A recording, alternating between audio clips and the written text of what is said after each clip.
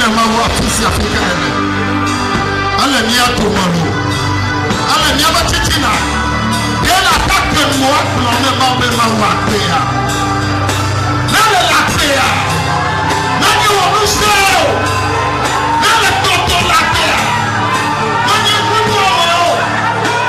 Oh, ma po me gofe. Oh, ma me gofe. Oh, ma me gofe. Oh, pe Yesu me ta ko.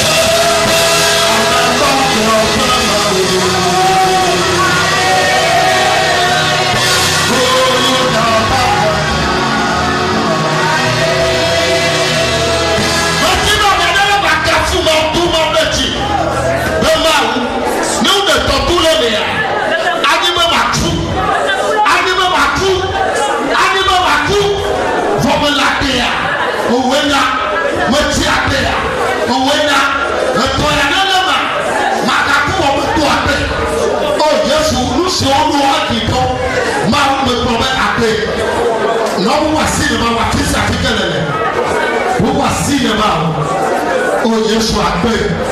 Papa, me do that. Mom, me do that. Papa, me do that.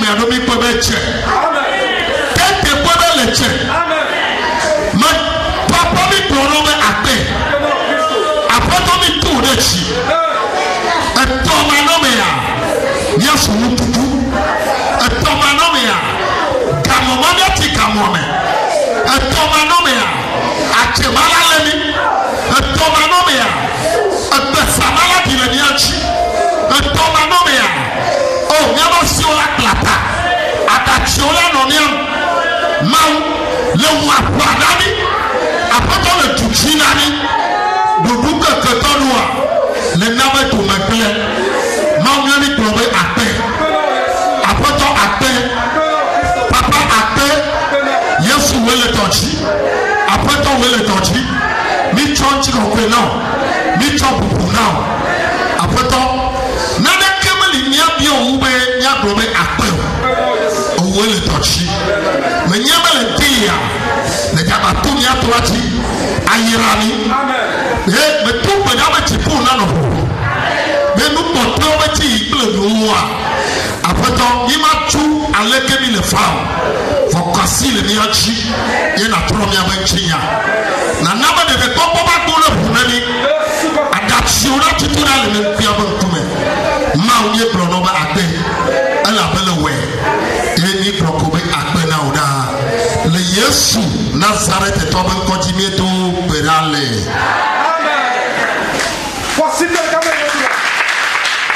hallelujah anya kulo mi adasi mi abanyanyo dari le yi yana eye mi acho subo na mawo mi ado ya marriage mi ablibone mi adetagune hela bana ya de kenya nuti lo kata pe mawo heya de kenya apeto ji apeto heya de kenya fia o ji fia heya de kaili kekiki amepakpa o hallelujah amen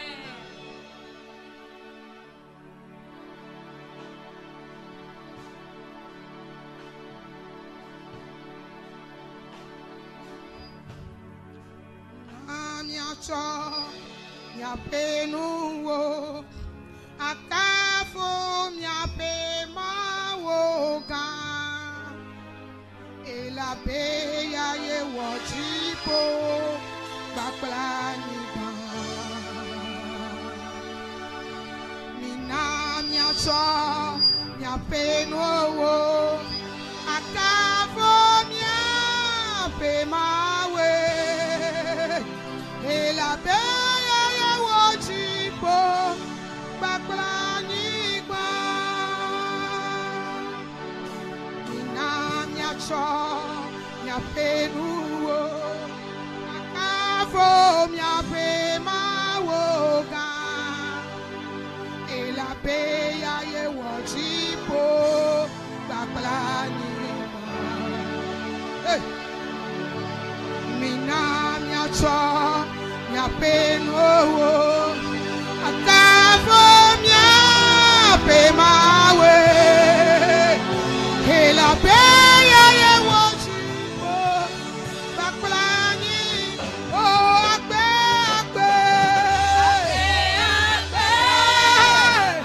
na ma we agbe hallelujah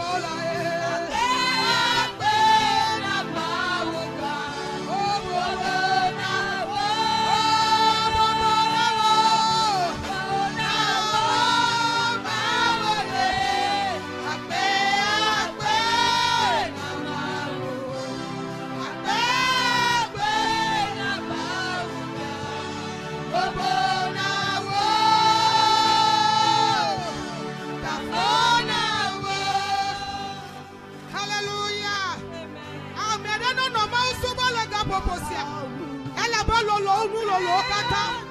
Ekbana unu gbano kata. Triako unu triako kata. Eya yedegbe. Eya tiapu mafe. Ami manyakeya. Eya yenu tilo kata promawu. Eya tasubele gabo.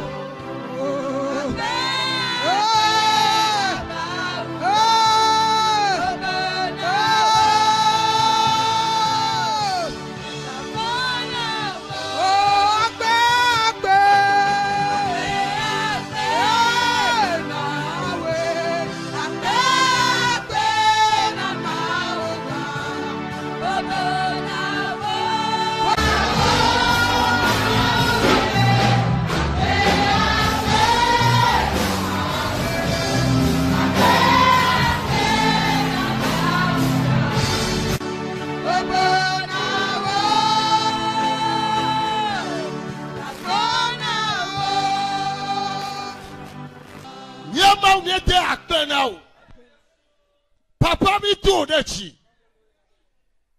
Ne amedu kobe. Ma chebo wakafuwa. Ni amedu mi kobe che. Tente kobe leche. Ma papa mi glono be akpe. Apoto mi do dechi. Etomano ya. Ni asunu kuku. Etomano ya. Gamoma mi ati gamome. Etomano ya. Achemala lemi, etomanomea, besamala dilemianchi, etomanomea, oh, miaba siola klata, adachiola nomiam, mau, le wafanami, après le duchinami, duduke ketodua, le nabe to megle, mau miami globe akpe, après akpe, papa akpe, yesu wele tochi. Après toi, où est le torchi? Mi chonchi kokwe now. Mi chobupu now. Le Yesu Nazareth et toi ben continuer to pedale. La placide chocho. La placide de now le mia kora kwetu. Placide de now le mia kora kwetu. Paule yero yato.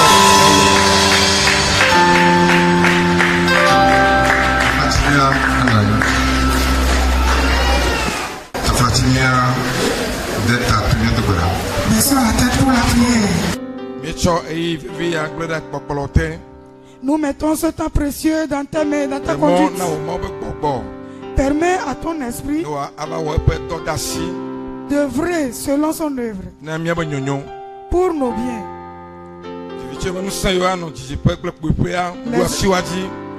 Les esprits maléfiques de proche de loin, je les opprime. Au nom de Jésus. Merci Jésus. Au nom de Jésus, nous avons prié. Amen. Amen. Yo, une fois encore, je remercie Dieu le bienfaiteur. Celui qui détient nos vies. C'est lui qui a le dernier mot dans nos vies. S'il lui dit oui, il n'y a plus de changement. S'il dit non, il n'y a plus le changement. Nous allons le remercier pour qu'il nous ait donné cette grâce. Ceux qui étaient partis hier ne doivent pas discuter avec Dieu. Si nous étions parmi eux, nous n'allons pas discuter avec Dieu.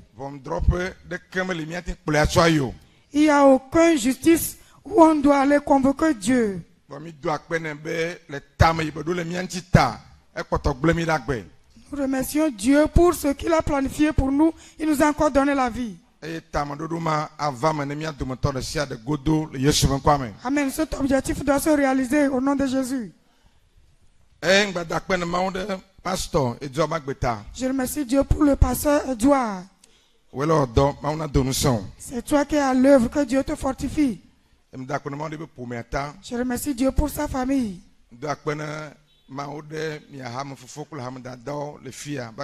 Je remercie Dieu pour la vie des diacres et des diaconesses. kata bagbeta. C'est pourquoi je remercie Dieu pour les ouvriers. Mio manema mshibena mi latin do fia. Sans vous, je ne pense pas que nous pouvons arriver à ce niveau. Ngbana bana me kam nana yo na le kpolola me. Je le dis souvent, peu importe le don de leader. Me ka amen. Amen. Yo gama sokbo me la signon. Je n'ai pas du temps. Ba ma o pe gbon apeni tin ba ma ti gblo nu ko me je ma gblo. Alo ma o ji o ma gblo a. L'Esprit de Dieu m'aidera pour que je puisse dire ce qu'il veut que je dis. Me ji o ma don ko enu am ve ko ni tado jin na mi ba ha me a. Je vais vous souvenir de deux choses qui est l'objectif de notre église. Ban toi La en pre- ti po le fia do premier. poya. Le premier, c'est le royaume des cieux. Le ke mi kpo jijon de kanye ya. La manière dont nous l'avons vu le matin. Ale mi kpo jijon de kanye La ya. manière dont nous sommes réjouis ce matin. Nenyi be le jijon popo yo kata me gbe a. Mi la ve no juma von ko do ajeto ko bokono wa ke me hian. Si après cette réjouissance, nous allons rester ensemble avec les sorciers, les charlatans, ce n'est pas bon. Jogbo vento ne ntukpe nyom do ho o ya no ma po me akpo jijo. Nyembe wo kele fia. Vale em nuwa o ja ve no afire ka ple ajeto ko bokono wo le juma von me. Malheur pour certains hommes, certaines femmes. Un jour, je n'ai pas dit toi qui es ici, mais un jour ils seront ensemble avec les sorciers, Satan dans l'enfer. Nda to mi ataolo, wona be to jijipe. Que ça ne surpasse pas, mais que ça passe de loin. Alléluia. Amen. Nous maintenant, mi be ha me mi chen ve vie be mano ne miawe ne ne ma. C'est pourquoi dans notre église, nous allons décider que ça ne serait pas ainsi pour nous. Le nuwa À la mi fin, la va ino apeto Yesu Christo gbo. nous allons rester chez Seigneur Jésus. Afi amekokwe ole le la la mi hohovo. Là où les saints sont en nous espérant déjà. Afima ula tutwa da chinemi. À ce lieu, nos larmes seront essuyées. Afima Le- mia kpo mia doko le jijo popo kelana mi la ngombe fuyo mi pe la ni gbeji. En ce lieu, nous verrons dans la réjouissance qui permettront que nous allons oublier nos souffrances sur terre. Na la nyine ne ke la tu gbo. Si ça serait ainsi, donc ça n'engage que toi. Tarujin tusu gban mata yobe mia be mtiafio mia be ma onyawa o china chitre de nouveau promovi de sia de nchi. C'est ce premier objectif qui permet que nos paroles, nos messages sont contre le péché. Tarujin mata ina mia be mtiafia oa o gbena de mianchi be mia no agbe kene je be Christo yumel jela wano. C'est ce objectif qui nous pousse à prêcher les messages qui permettront que nous allons vivre la vie qui est digne. Mina no mawa peme ano subo mau gake mia ba gbe votuture kema no wakre trosubola to domo. Nous n'allons pas être dans la maison de Dieu, adorer Dieu, et notre vie ne serait pas différente de celle des païens. Mia ganye matriola hasiola fiafito ajedalao. Des menteurs, des fornicateurs, des adultères. Nala na mia kla bokono kle huno ajetoja na fireka. Si ça n'est ainsi, tu es dans la même place avec les charlatans, les sorciers. Wangala pwe kle gagla besia mia no agbe keneje. Que ce soit le lieu secret ou bien là où on peut te voir, il faut que tu mènes une vie qui est digne. Agbe huho na bule mia me avokeke. Que les anciennes vies finissent dans nos vies. Ne deli be ma joa awa afukpli ate kam kpli ne hia agluna ma de wa kperencho va sere imeke wa fula le meu. Si une vie refuse de partir dans ta vie, tu dois le dire, on doit intercéder à ta faveur pour qu'elle parte dans ta vie. Ao vosasa de siane kalao Tu bena ya no agbe kala je apotoanu. Tu dois faire tout sacrifice qui est digne pour que tu vis la vie qui doit être digne à Dieu. Etarutin ve goa enyi be miebe nchinya rula tro. Le deuxième objectif, c'est le changement de nos histoires. Mi ma no subo mau be siagbe mi akla me kola peme tupu de kame e unya mi le subo mau mi le julu agbo be ma subo so fun va vone gbova nu ila do ma na yon wo le va no bia ne do San Fran de funa ao. Nous n'allons pas adorer Dieu ou bien venir à l'église, les gens nous connaissent dans notre maison, dans notre famille. Et c'est nous qui doivent demander encore 100 francs à manger. Non. Ena me de komi fiana nu be mia jono va mi fiana nu kuna de aleike mina jiga le mau pe lolonu me alo le mau be moji. C'est pourquoi nous n'enseignons pas seulement pour que nous allons cotiser, mais nous enseignons la manière dont on va chercher l'argent dans la volonté de Dieu. Et nous mama kpado manon dekanye ya. Je serai dans ses côtés ce matin. Abia obe Afrika ejibe avano. Ne mawa venu anakbe pereka peve paton pamewo pe blave choya Afrika e otachia be avano. Allo amekaye otachia be anyo enitanya. Ma question, le thème est que si Dieu te donne la grâce, te fasse grâce, tu vis une année, 2 années, 5 années, où est-ce que tu chercheras à rester? Et allo amekaye ejibe avanyo. Qui de quelle personnalité tu veux être? Ne maou avenu. Si Dieu te fasse grâce, tu vas vivre une année, 2 années, 5 années, 10 ans, 20 ans.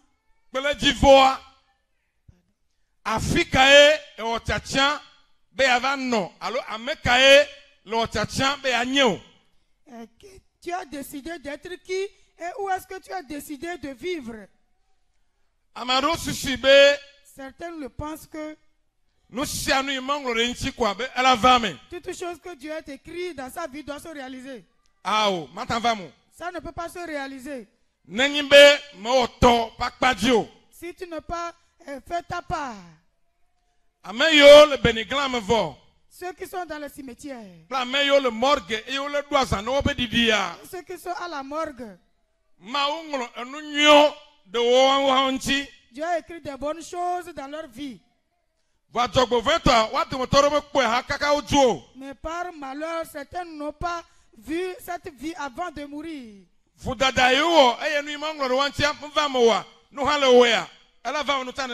L'erreur qu'ils ont commise, ce n'est pas accompli dans leur vie. Si tu la commets, ça va se réaliser aussi ainsi pour toi. Les écrits de Dieu ne se réalisent pas si la personne ne fait pas sa part. Aujourd'hui, vous verrez les chrétiens hommes-femmes. Ils ne font pas leur part.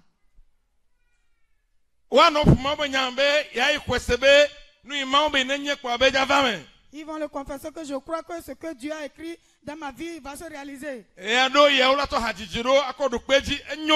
Parfois, ils vont le confirmer par les cantiques. Ce n'est pas une mauvaise chose. Mais ce qui est prêt pour que tu le fasses est nombreuse. Et si tu ne le fais pas,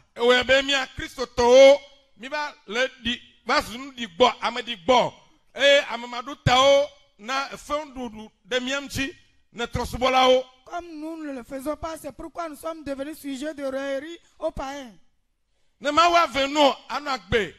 Si Dieu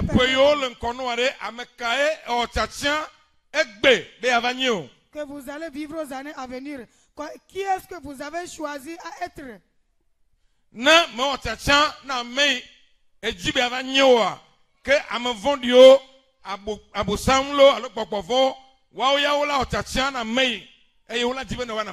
Si tu n'as pas décidé à ta personnalité, les mauvais esprits vont décider à ta personnalité. Amen. Amen.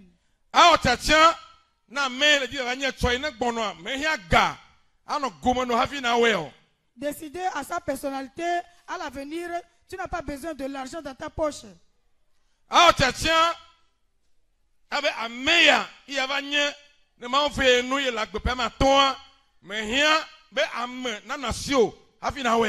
Décider que dans 5 ans, je serai cette personnalité, tu n'as pas besoin d'avoir de l'argent avant de le faire.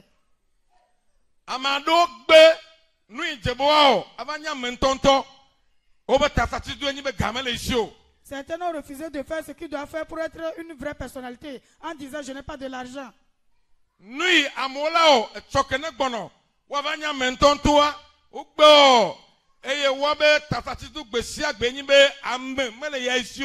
Ce que les gens doivent faire pour que à l'avenir devienne une grande personnalité, ils ont refusé en disant je n'ai pas quelqu'un à mes côtés. Ado nukpo denko na puagbe be choa ame janyea mehia gao e mehia meu. Avoir de la vision pour ta vie, tu n'as pas besoin de l'argent ou bien quelqu'un. Ona ta onu yoke ne jebe na wa gamela siwo egbe ameme la siwo vo avanya me awa meyo si amele e chokene bono. Si tu peux faire ce qui est digne de faire, tu n'as pas de l'argent, tu n'as pas de quelqu'un, mais tu dépasseras les gens qui ont de l'argent des hommes. Fi ma vemian be nyebe hamo le duegba enyen pokpo ke noanye choine vai gaimeke na rekemelio. Là où nos églises arrivent par la grâce de Dieu, c'est une vision lorsque nous n'avons pas quelque chose. Je vais encore me répéter. Fi ma vemian be mi duegbe. Là où nos églises, nous sommes arrivés aujourd'hui par la grâce.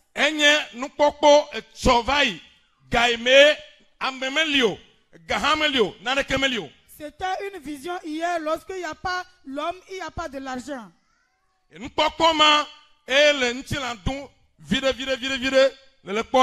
C'est cette vision qui porte cher aujourd'hui. Tu n'as pas besoin de l'argent et de l'homme. Avant de décider qu'après 5 ans, je serai cette personnalité. Ça m'est difficile. Ce qui m'est difficile, ce sont des jeunes. Dieu les a fait grâce, ils ont fréquenté.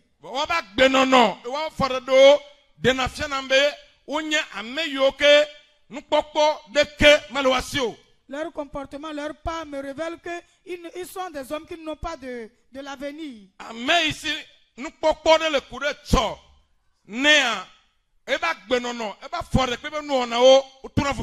Qui n'ont pas de la vision. Celui qui a de la vision, ses pas, ses actions sont différentes. C'est pourquoi tu ne peux pas me voir dans certaines choses avec certaines personnes.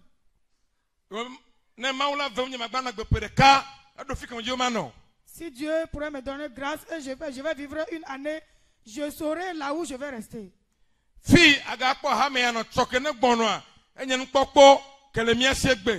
Là où vous verrez cette église demain, c'est une vision que nous avons aujourd'hui.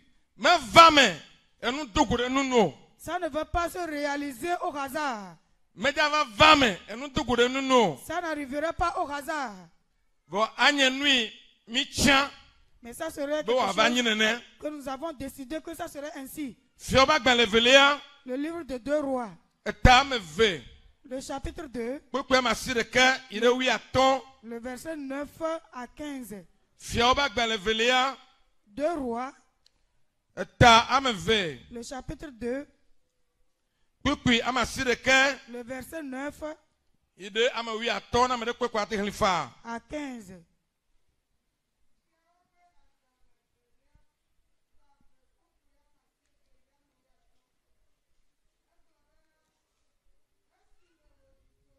Wo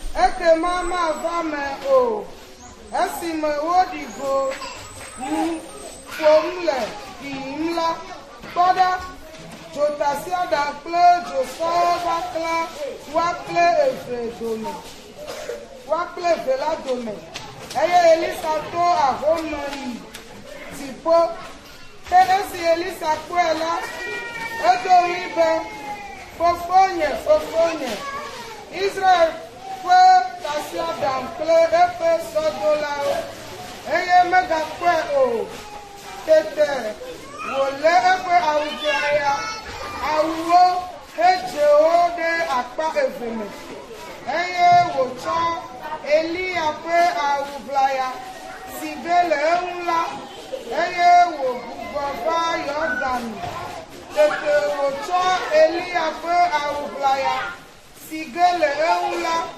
wòtsi la dzi egblɔ bena afika Yehowa Elia pe Mawu la le eya hã ƒo tsi la dzi eye wòma ɖe akpa eve.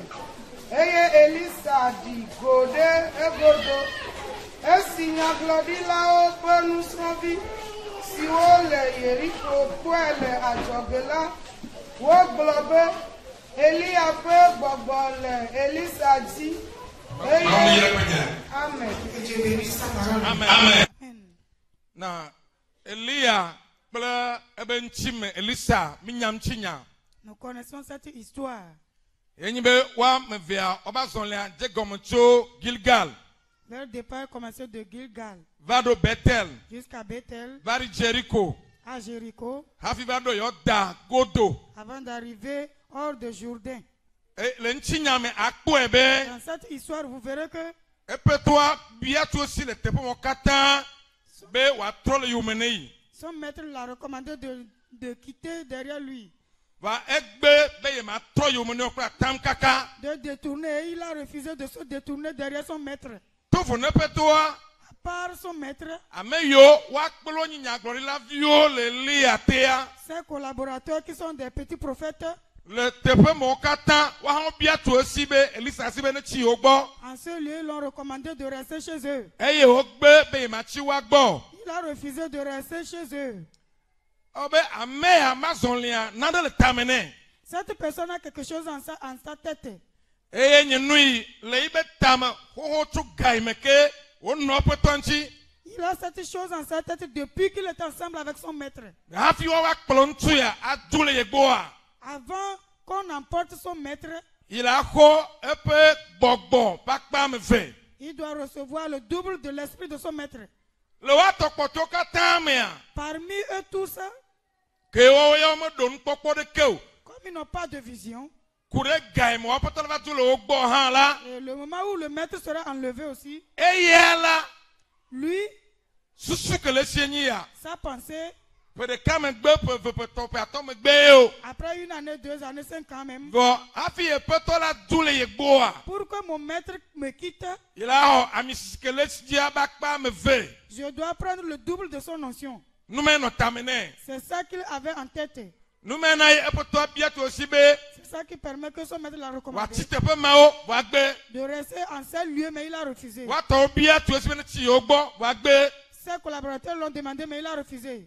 Gblẽnu do ŋkɔ bena ame yiwo se nukpɔkpɔ ɖe lea woaba gbe kple wobe nuwɔnawoa wotona vo ne ame kpɔtɔewo tɔ. Je t'ai dit, ceux qui ont des visions, leur vie, leur comportement sont différents.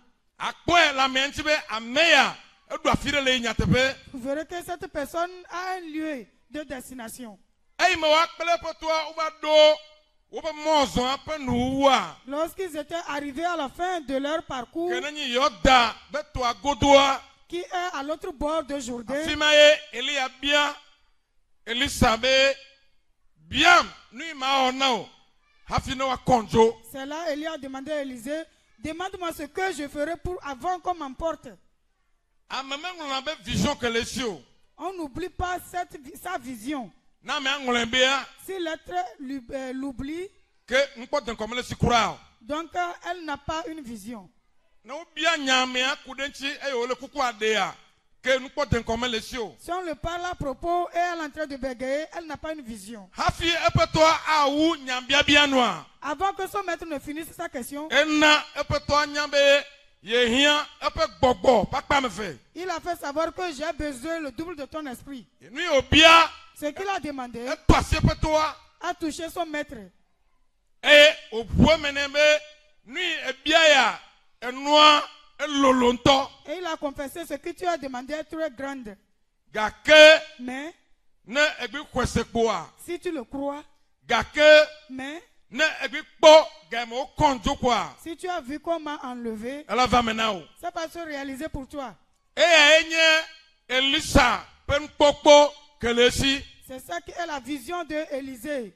Ne mi va Filipitɔwo gblẽ tame tɔ kuku 12 va se ɖe Oui, néant. Si nous lisons Philippiens 3, Pourquoi il y a oui, verset oui, né. le verset 12 à 14. Philippi, toi, tu as ton. Philippiens, Philippi, toi, tu as ton. Philippiens 3, Pourquoi le verset 12 c'est le oui, né. à C'est le oui, né, à 14. 14. Fima, à quoi Paulo, hein? Là-bas, vous verrez Paul. Et pour nous couder, et pour nous porter un conchi. Il a parlé à propos de sa vision. Et au yé du point, bena, il est eu machin. Il a continué en disant que je le poursuive Bena, et pas si, na souedi. pour que je puisse l'attraper. Et nous porter un comment you machichia. Et pour poursuivre sa vision, Eba, naminya, le, eba, dans les potes que ben moulame. il nous a fait savoir dans son dernier livre, Kenenye, Timothée wa gbanle evelia tamene. qui est Pourquoi mandre de klameni? chapitre 4, le verset 7 à 8. Be pliplignue me plin. J'ai combattu un bon combat. Eye, et pas si, esu agbe fiakukwaji. Et ma main a touché la couronne de vie. Plipli akbere inchi. Cette lutte m'a aidé Bena nui le plina ibasi sueji. que ce que je poursuive, j'ai pu Ime l'attraper. timotomo, voyez où mon sasoanu. Je n'étais pas arrivé à mi-chemin, mais j'ai continué le trajet. E fiakukuma, inenye nupote nkoke ilenya. La couronne qui est ma vision, Be ibasi sueji. je l'ai pu attraper. Enye nui ke belenya. C'est ça qui est ce qu'ils poursuivent. Christo tonu tinyonu. Chrétiens, hommes, femmes. Ndiyo nga bia oke. Je m'en vais te poser encore cette Ne question. ma va wunu abale ka ma do wunu. Si tu Aye, veux pas- ubale globane de me nyawa. Tu ne vas pas terminer la manière dont certains ont terminé en disant si je savais. Nu kaenye wo nu pote nko. Quelle est ta vision? Ne ma wa vendu. Si Dieu peut te donner grâce, Ana gbepereka. tu vas vivre une année, Pa me ve. 2 années, Pa ma to. 3 années, 3 Pa me années, wo. 10 ans, Pe blave. 20 ans. Afrika e otatiambe ano. Tu as décidé de rester où? Nutu nyon kae e Homme, otatiambe anyo. Tu as décidé d'être quel homme, quelle femme? Mega globana nu ima onglo ne kwa hosebela vamo. Ne dis pas que je crois que ce que Dieu a écrit va se réaliser. E nu pote nko areke mana siwo. Et tu n'as pas une vision. Ao. Non. Rodo nu pote nko. Tu dois avoir une vision. Afi am globé. En ce lieu, je l'ai dit, Nu gbatanyi be première amekae. chose, Ye etian. quelle personnalité tu as Be décidé yava nyeo. d'être?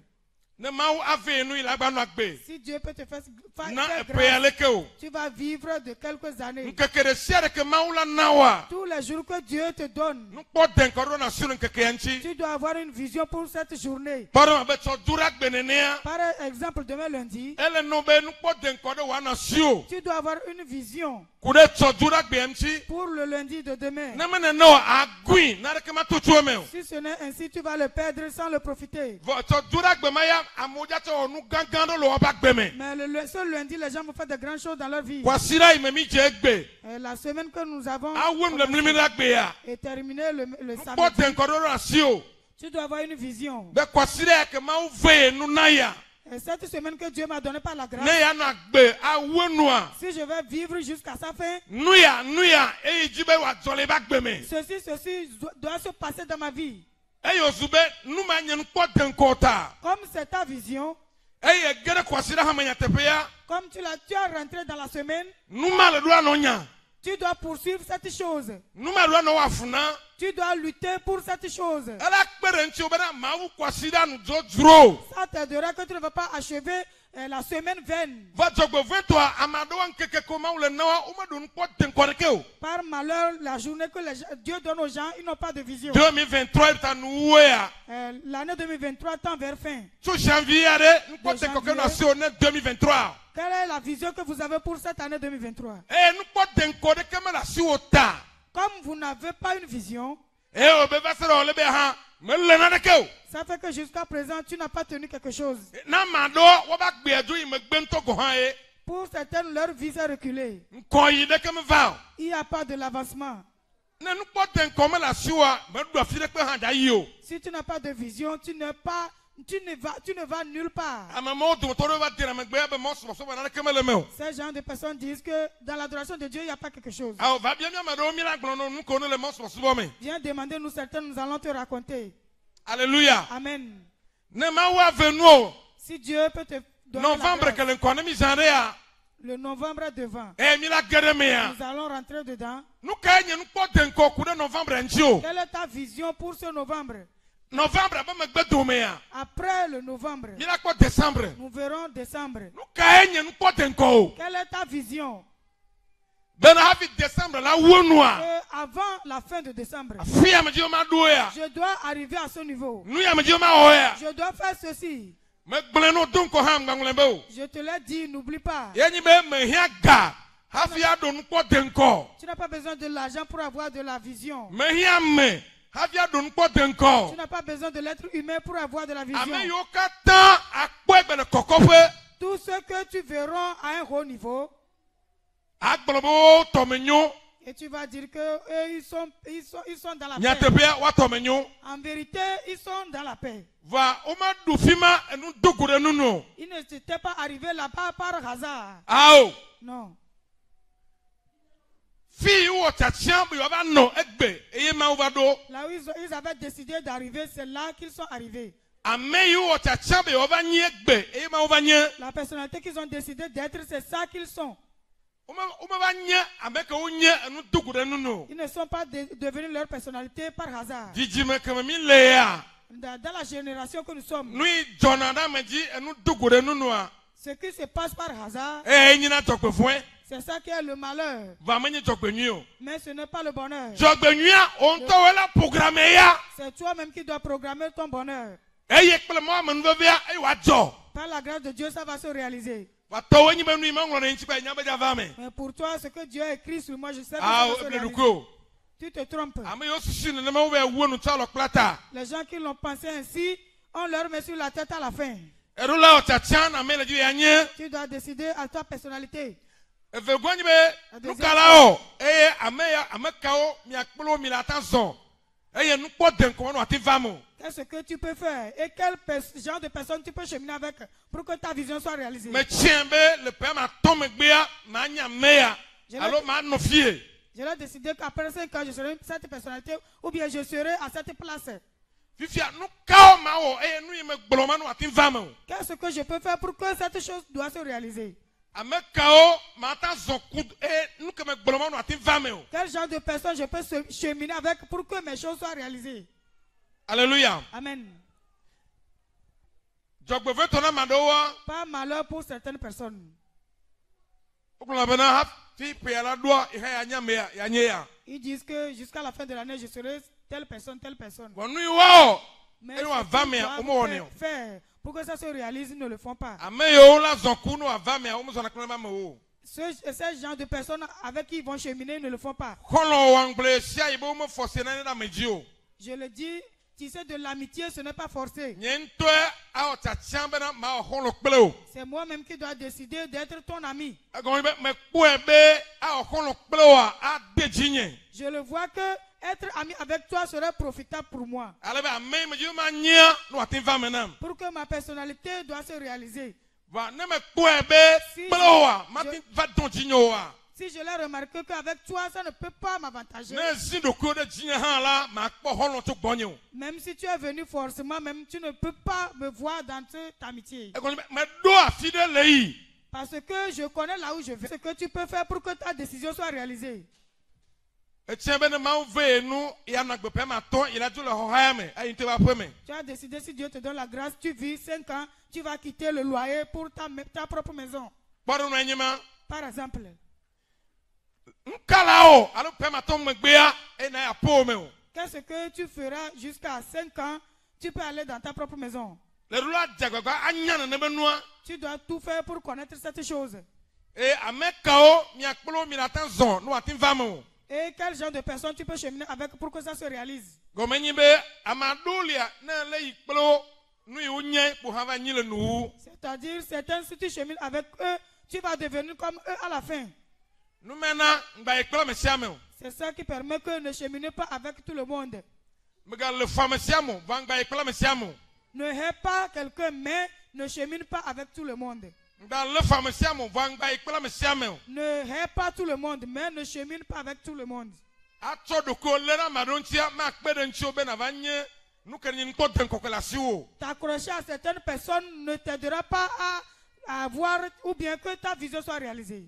Eye predoa edoa nyamei ke si dodole.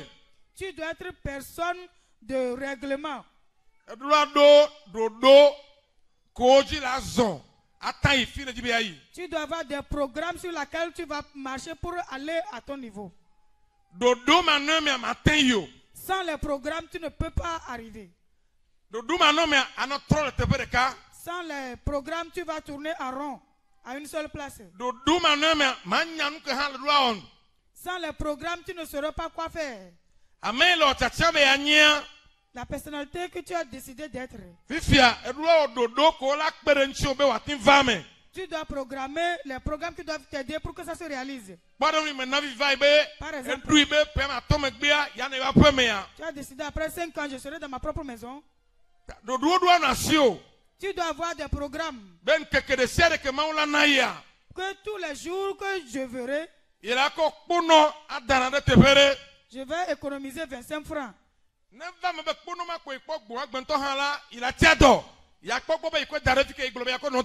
Si c'est arrivé que c'est 25 francs que tu as trouvé, tu vas rester affamé et garder les 25 francs.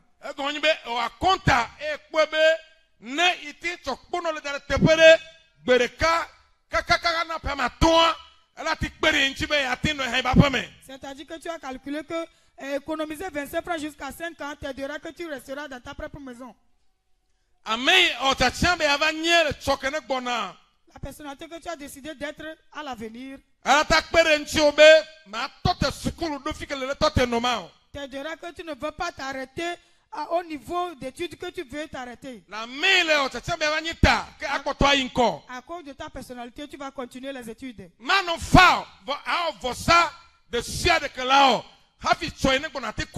Ça ne serait pas facile, mais tu vas te sacrifier. C'est ça qui est ton programme. Ton à cause de ta personnalité à l'avenir, ça va t'obliger à recevoir certaines formations.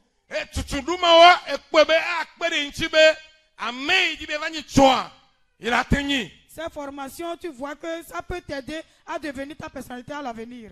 Par exemple, du côté de l'agriculture.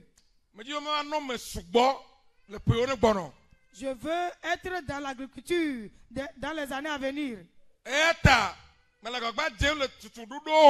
C'est pourquoi je fais toute la formation de l'agriculture.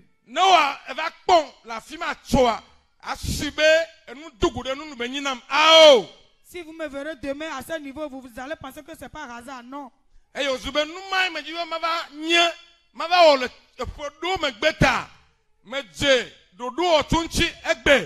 Comme j'ai décidé d'être cette personnalité, j'ai commencé ce programme aujourd'hui.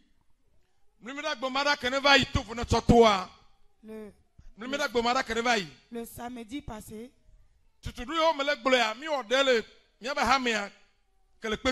Ces genres de formation étaient faites dans j'ai invité quelqu'un qui est venu nous former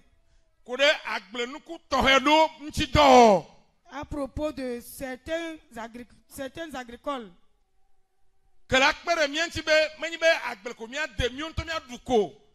Qui nous aidera que ce n'est pas pour notre alimentation seule que nous allons cultiver.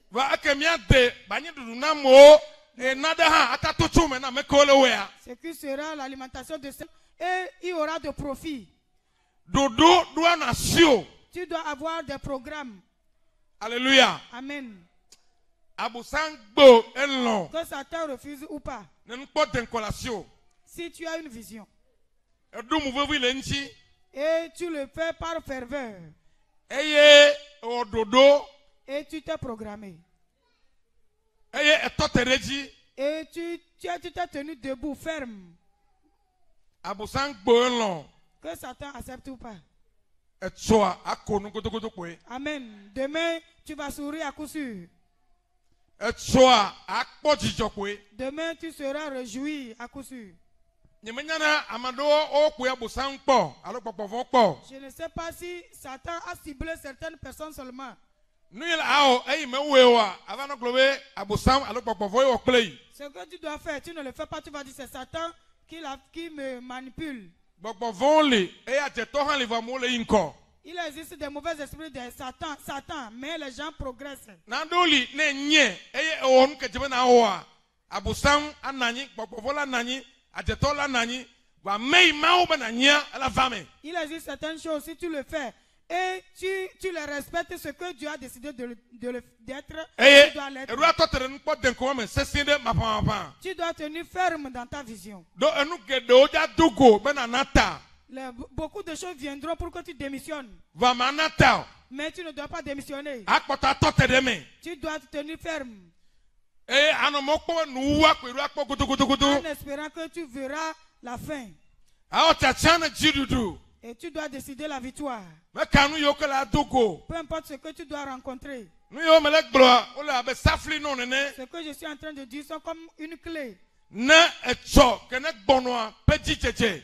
pour la progression de l'avenir. Ame yiwo le wobe sɔhe me womɔ ɖoɖo ɖe keke ku ɖe wobe agbe ŋuti o. Ceux qui n'ont pas préparé leur jeunesse. Nukpɔ deŋkɔ ɖeke menɔ wo si ku ɖe wobe tsitsime ŋuti o. Ils n'ont pas la vision pour leur vieillesse. Eye wova tsi ku amegã va ku nyagã. Et ils sont vieillis.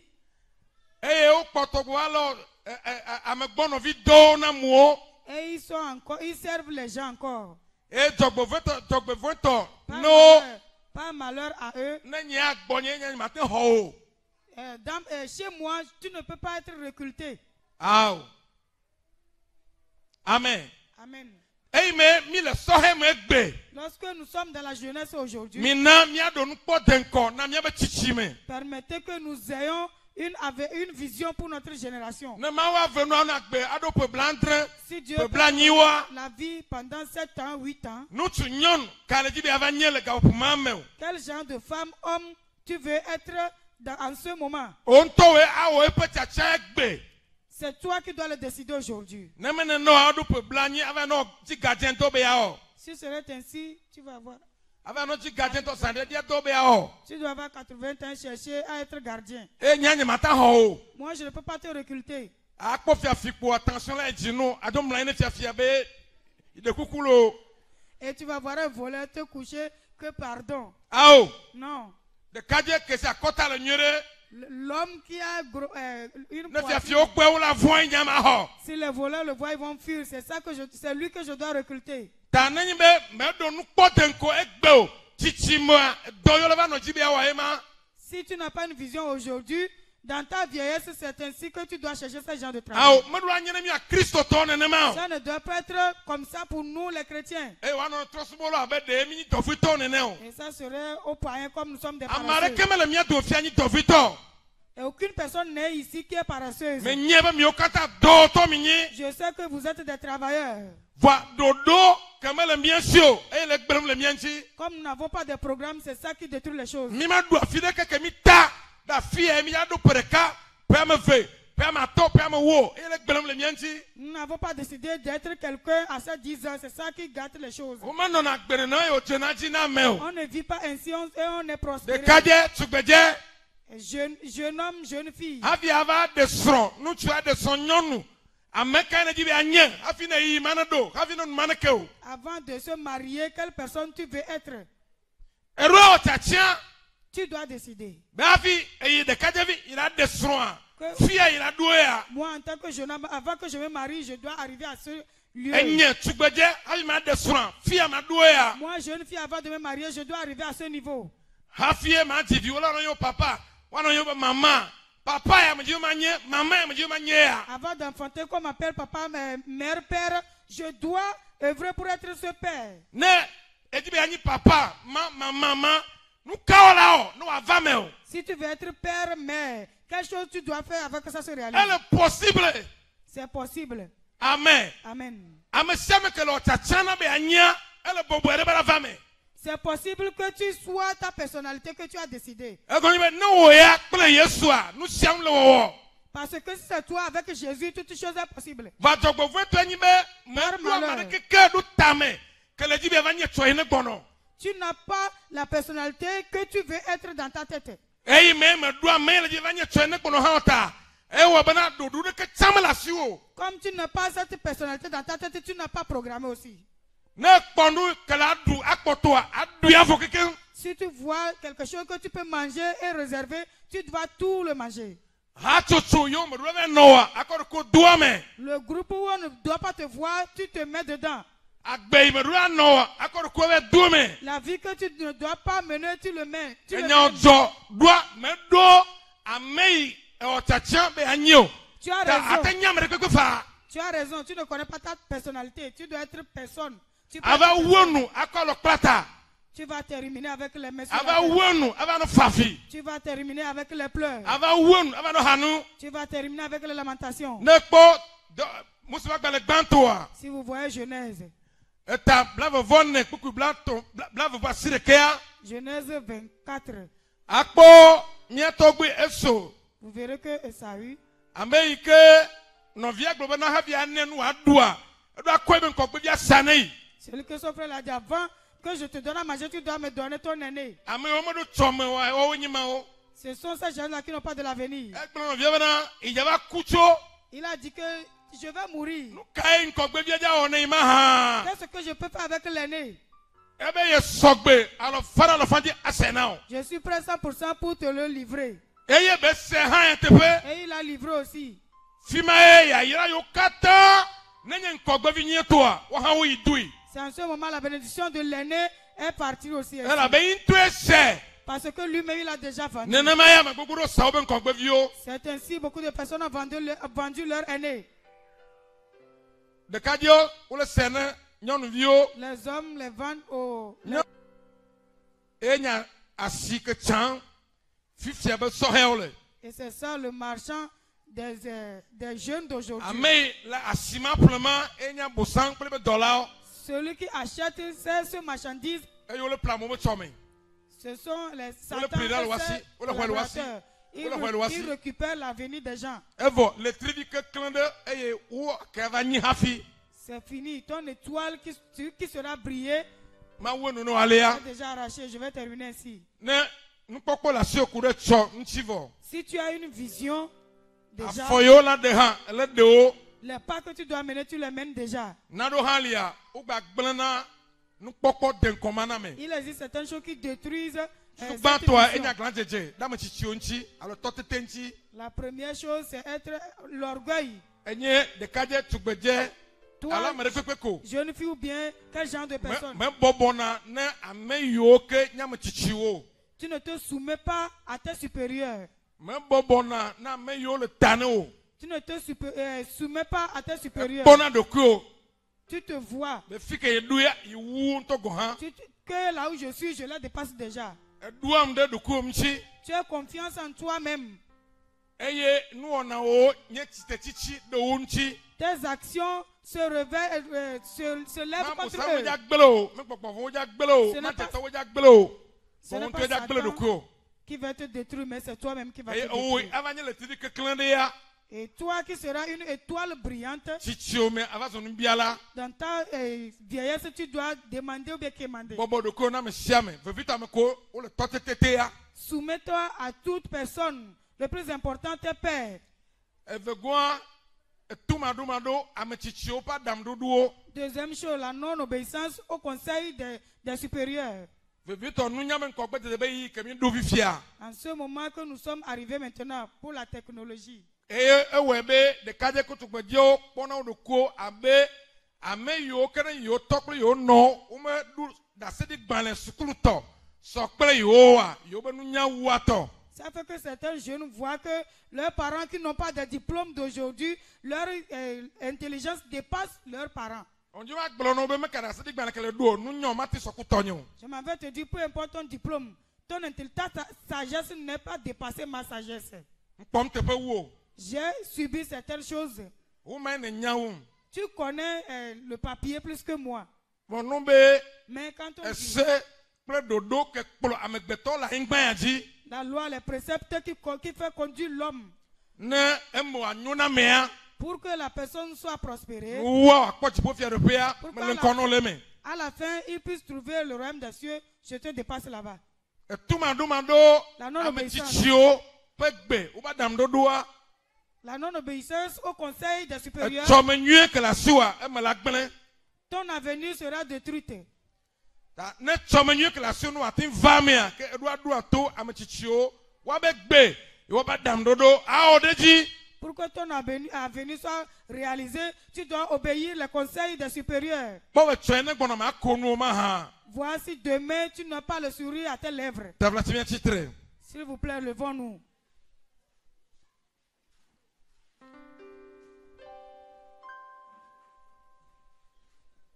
Ne tsomenyu que lo tchatien Pour la be wavanye décision- yetoa no avamea. pour que ton avenir que tu as décidé soit réalisé, Gere jidudu be hachochome. rentre dans le groupe de victoire. Équipe que na jidumai mo dona. C'est l'église qui emporte la victoire. L'équipe qui emporte la victoire, c'est en ça qu'on rentre. Ngbatso de ko va do équipe que jiu le do ameo. Ne te mets pas dans l'équipe qui remporte la défaite. Ne lequel que nous sommes et elle est chan. Peu importe la manière dont ton pouvoir est petit. Ne kodoko do jidudu be hachochome ko hatos jidula. Si tu te mets dans l'équipe des victorieux, tu seras victorieux. Amen. Amen. Egomani be ameyo amele jibe anya wo ye univoa gogo na ba meao. Parce que ta personnalité, là où tu veux être, les gens sont déjà là-bas. Doma yata mo me chiwa me le premier. Peut-être tu as pris de l'âge plus que la personne. Vo amei o chachambe anya ameme anivo. Mais cette personne a déjà ta personnalité que tu as envisagée. Gogo na ba meao. Approche-toi à ce genre de personnes. Tere wamchi. Approche-les. Aho nunya ayo halasu ne ba me majijo. Et reçois la sagesse. Tu deviendras cette personnalité. Mbabe to de ko le sipa dala kwa di tutala ko na le moto ludo dala o. Ne chemine pas avec ceux qui jouent de ludo et de sipa. Ameano kusemija ave chomo agare do fun kaka salado agbo aho me sanku viola po dolo abe inde kuma me gbopre na ke o. La personne prend de la moto pour faire du job. Il va aller rester dans ce genre de club en disant que je n'ai pas trouvé quelque chose dans cette journée. Équipe connaît Chiduma mais le sport be fiose o me. L'équipe qui gagne n'est pas dans la boutique, dans les buvettes. L'autosport. Ok, dans les boutiques de l'autosport. Amen. Amen. Nyea tukaka gberegbe. Moi, depuis, Amen yo me kpobe ou le nkogbe den. ceux qui progressent, Amamo nyama guguna. c'est ce genre de personnes que je m'approche. We ma nyanu itai me le gugu kabakabaro. Vo nyanyi to me nyanu itai me le gugu kabakabaro. Toi, tu ne saurais pas le pourquoi je viens vers toi, même c'est moi seul qui le sais. Ne manya ale ko wona atu zero. Avanyero. Pour que je puisse connaître la manière dont on commence par zéro à devenir héros. Agbere enua wala vileko. Ne ma ufeno enku bude mea. Melak blono be meka fibu de ko wala nya famille jo. Anya me gbato na de camera manyi ko nya famille wala nya mama. Dans cette vie, c'est un secret. Si Dieu t'a fait grâce, tu l'as déjà découvert. Même peu importe les malédictions de ta famille, tu vas devenir la personne que Dieu a décidé que tu deviens. Agoni be ese prado dudu le hiya mentota na notero wadia abusam gbadu na de kele nchiwo. Parce que dans le monde même, il y a des lois. Si tu te tues sur cette loi, Satan n'a plus le pouvoir sur toi. Anya amei maujibe na nya lo aben kume. Tu vas devenir celui que Dieu a décidé de devenir devant eux. Anya amei ke lo chachambe anya lo aben kume. Tu vas devenir la personnalité que tu as de devenir devant eux. Alo nyamame David globana maudo klone be ketoben kume a. C'est pas ça que David a dit. Dieu m'a étalé une table devant mes ennemis. Mani le ketoben megbeo. Ce n'est pas derrière tes ennemis. Uli Il existe. bema du fiao. Et il leur a attaqué qui ne va Manya pas mea. devenir. Il ne deviendra pas ceci. Vole o ba gbagba de mo katamia. Mais par leurs efforts, Ei David e anya nu agalado. Ei o todo do mea. David connaît les choses cachées Le aben kume a. et il a mis en pratique. Maudo devant eux. klone. Dieu l'a étalé une table. Anigba ho chile lomo wata plaingba lomo bobo reju. Le terrain est cher, mais tu peux acheter le terrain à Lomé. Mega susi be le koya mea tepe ngbali ne yeo. Ne pense pas que tu n'as plus ta place dans Tepe ora se le koya me osugbo. les places qui sont ici sont nombreuses. Amen. Amen. Le corps, mais où tu vois la tepe de sière de votre tepe balio. Dans ton quartier, il ne faut pas dire que tu y a plus de place. Ne tiens à quoi te le fima. Si tu le décides, tu trouveras une place. Nade kemeli que a ta tiens be anya et ma vamo. Elle va me. Si tu décides d'être quelque chose, ça doit se réaliser. Mehia gao, mehia meo. Tu n'as pas besoin de l'argent de l'être humain. Ou de cas comment ou hia ben atote. Dieu a besoin de toi seul pour se tenir ferme. Et que Yesu que la haodia va me. Jésus de ton côté, ça va se réaliser. Maune yirao. Amen. Que Dieu te Dakbene bénisse. mauna café. Remercie Dieu, exalte-lui. Dakbene. Remerciez-le.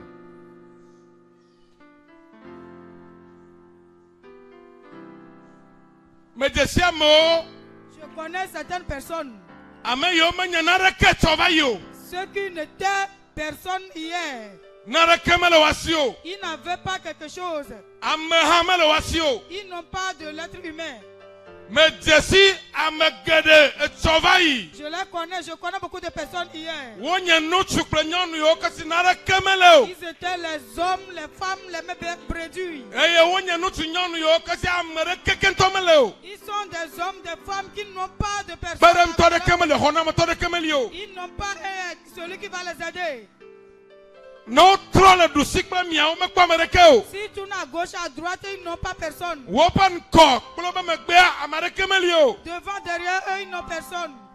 Vokake ame yawa. Mais ce genre de personnes, Me gava kpo ame ke ou va suegbe. j'ai vu leur personnalité aujourd'hui.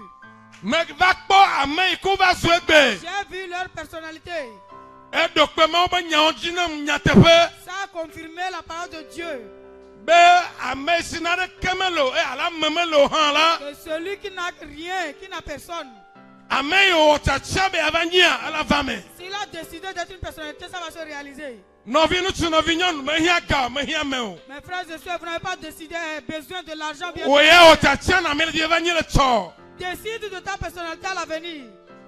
Nano sumenao. Que tu es en ta Nano pensée. jimenao. Que tu es en ton Nanye cœur. dure nano ku. Que ça devient tes rêves. Nale mlai ko ha. Si tu te couches, Fisi afika lele. partout où vous êtes, Zomo lei. que ce soit vous voyagez, Fisi afika lele ya. partout où vous êtes, Ame le tachabe anyema nano kwe. et regardez votre personnalité. Ano blene mau. Et vous allez le dire à Dieu. Ano blene. Vous allez le dire. Es mblete deo. Et vos pensées, Susu de deo. vos pensées, Esiaya. tout le temps. Leke amo temba du fimao. Comment est-ce que les gens font pour arriver là? Ameka wenya me du fima vo. Que ce sont ceux qui sont déjà arrivés là. Aguguo. Tu dois t'approcher. Wodo kule du kunchi. Tu dois œuvrer à propos de toi-même. Menao kakareji. Je te donne de l'assurance Me towaya va dupo na peto.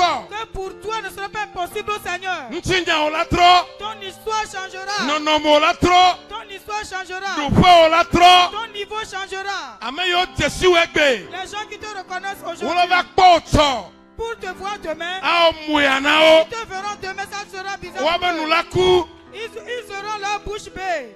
Wea nui kona hia. Toi, ce que tu as besoin, Yenyi ba wea na o tachana mele bevanya. c'est de décider à ta personnalité.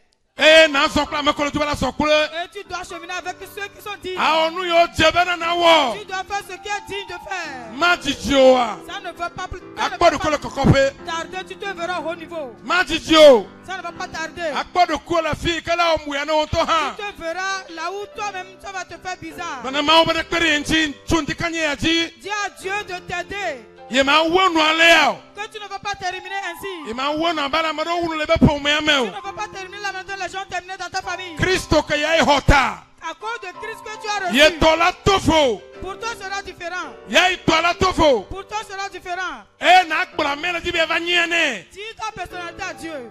Be etsoa. Que demain, Ame amje manya. je vais devenir cette personnalité. Nutu amje manya nyonu amje Je manya. vais devenir cet homme, cette femme. Eye menye be aten wenam. Je sais que tu peux le faire. E go be wenam o. C'est pourquoi tu l'as fait aux gens. E me kwesebe awenencha. Je crois que tu le feras aussi. Blene.